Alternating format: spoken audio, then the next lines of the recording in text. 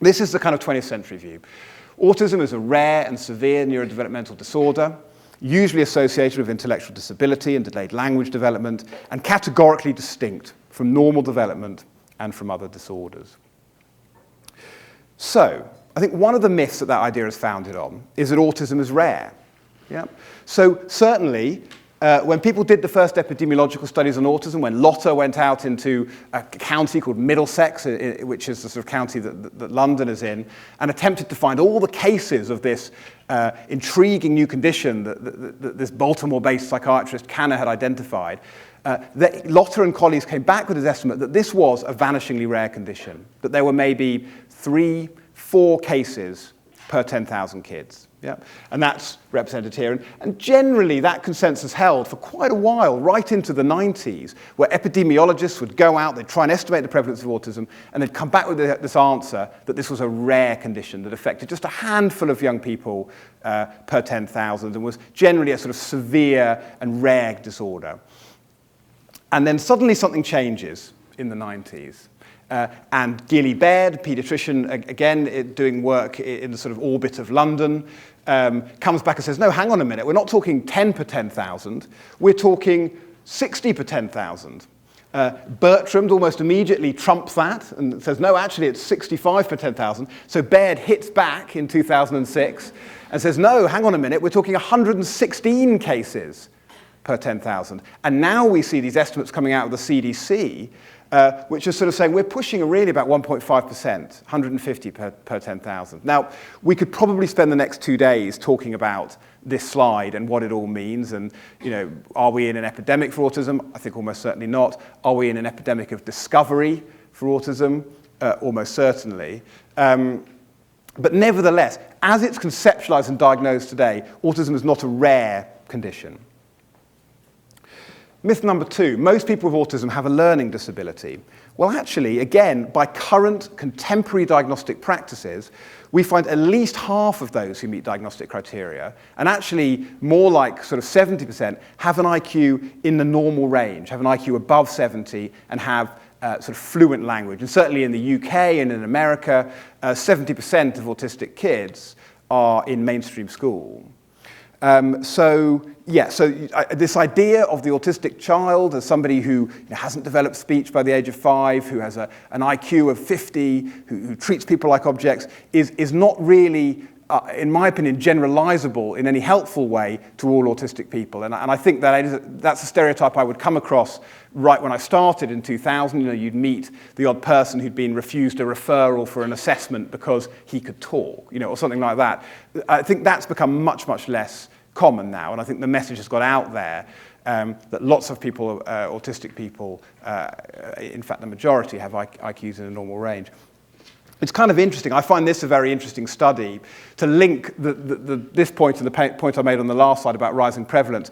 So this is a study that shows the administrative prevalence of autism in California from 1990 to 2002. So during this really interesting time when the epidemiological estimates really started to balloon for autism. And what they've done is they've plotted rates for kids with so-called low-functioning autism. It's not a term that I'd like to use, but I think I'm going to use it as a convenient shorthand, and the authors used it. And then rates for so-called high-functioning autism, which means people who are autistic but who have an IQ in a normal range. And you can see, can't you, what's, certainly at least in California, and I suspect this is generalizable, what's driving this increase in prevalence. Many, many more kids. And in fact, actually, if you look at the CDC figures, my sense is that a lot of this increase in diagnosis of autism has been driven by the diagnosis of boys in mainstream education, is my sense. But that's something we're going to come back to. And so that kind of links to myth number 3, which is that autism is just about having difficulty. So again, there's a very lively discourse about this we're certainly within the autism community, but also between autistic people and researchers, clinicians, their parents, about whether we should talk about autism spectrum disorder.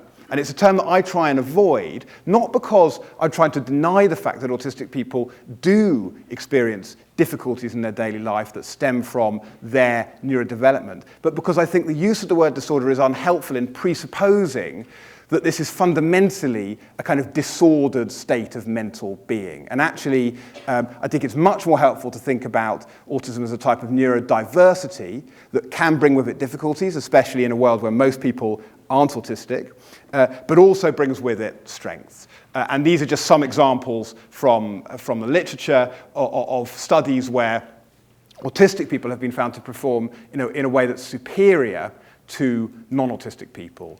And it's kind of intriguing. I think as researchers, I think a lot of us are so trained into just anticipating that when you're studying autistic people, you're looking for deficits and things they can't do so well. I think we will see a growth in the literature in the next 10 years of people being a bit more open-minded and being able to look for a more balanced picture of autism and of the capacities of autistic people. And this slide here shows people who either are diagnosed autistic or are sort of widely thought on the basis of historical accounts to meet our current criteria for autism, who have made wonderful and fundamental contributions to our culture and to our lives and to our understanding of the universe and so on. And the point I want to make here is that they didn't do that in spite of their autism. They did it partly because of their autism. There were certain ways in which seeing things differently, being different in the world, actually made insights and behaviors accessible to them that would not have been accessible to so-called neurotypical people. So myth number 4 is that autism is a categorical disorder. So I think this was a broad assumption across all of mental health thinking, which was that when we had sort of mental health conditions, be it depression or be it anxiety or be it autism, these would be categorically distinct states from, if you like, normal development and from other conditions. So a good example of a categorical condition is Down syndrome.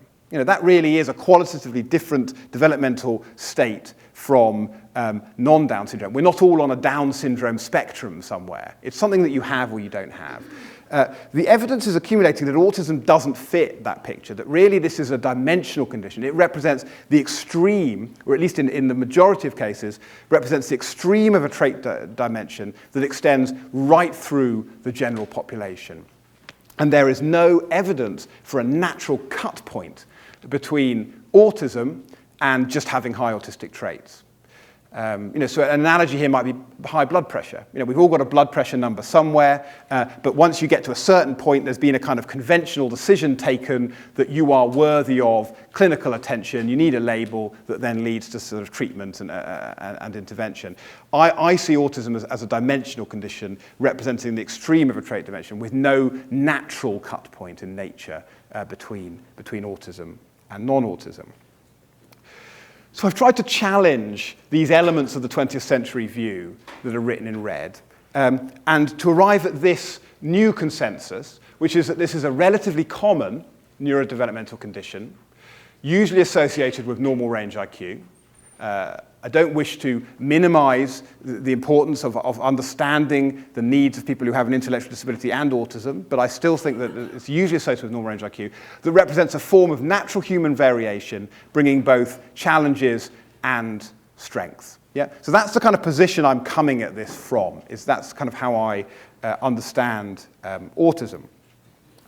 And I guess it's important to think about how autism is something that evolves. It's not set in stone, and I hope these slides have sort of shown that. And so what we're really talking about over the next couple of days are, do we need for autism and its conceptualization to evolve further for us to incorporate the presence of gender-specific presentations in autism? So I think it's helpful to think of how autism is conceptualized as a somewhat fluid thing that is influenced both by cultural changes and also by science. It's a complex entity in that sense.